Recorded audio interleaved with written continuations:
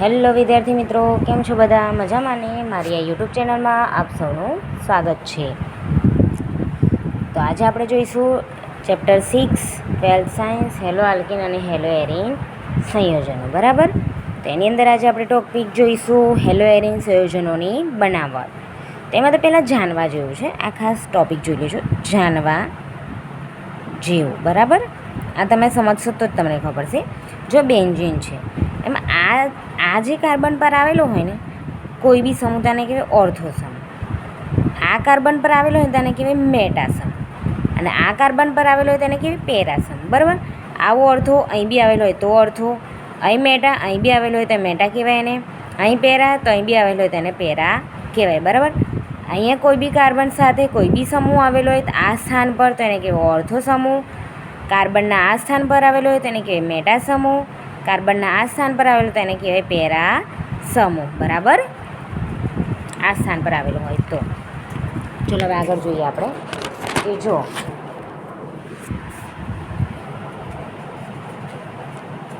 આ જે hello arene સંયોજનોની બનાવટ છે ને એની અંદર પહેલું કયું છે ખબર તમને?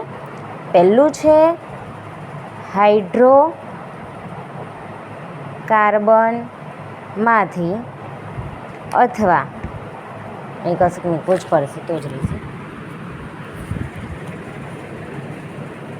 અથવા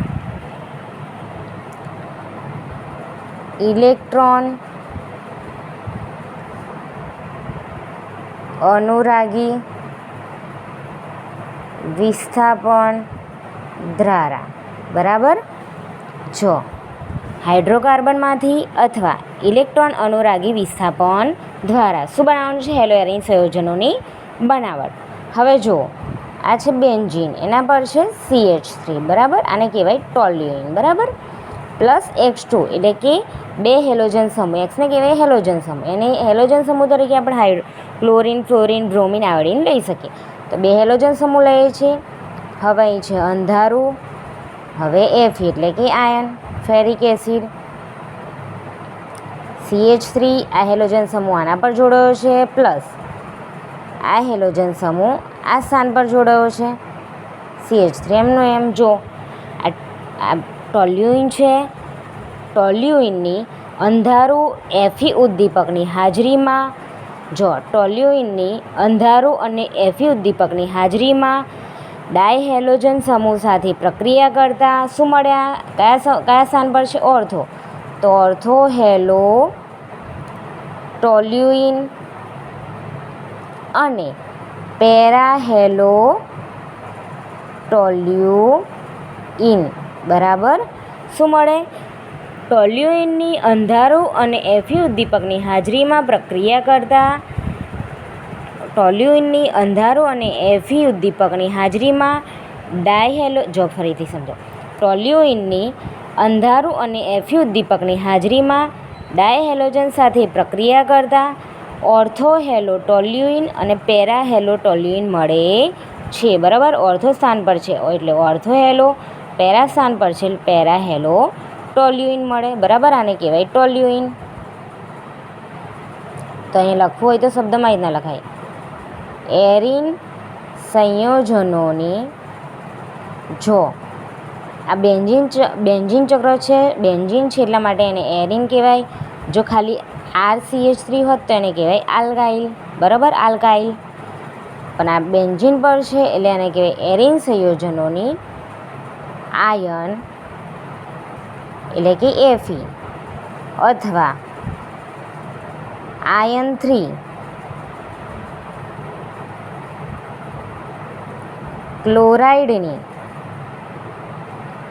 ક્લોરાઇડ જેવા લુઈસ એસિડ ઉદ્દીપકની હાજરીમાં Cl2 અથવા Br2 સાથે હેલોજન સમૂહ એટલે કયો આવે? Chlorine, fluorine, bromine, iodine. તો એ શું લીધું આપણે? Cl2 અથવા Br2. બે હેલોજન સમૂહ છે X2 એટલે Cl2 અથવા Br2. આમાં બેમાંથી ગમે તે એક લઈ શકીએ. સાથે પ્રક્રિયા કરવાથી ઇલેક્ટ્રોન, અનુરાગી, વિસ્થાપન, ધારા, એરાઇલ, હેલાઇડ બને છે. બરાબર, જે આપણને આ મળ્યો. ઓકે, તો આજે આપણું આટલું જોયું. દેખો, આ એક તો પવનના લીધે.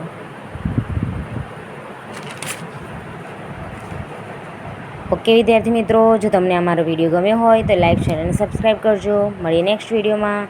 Bye bye.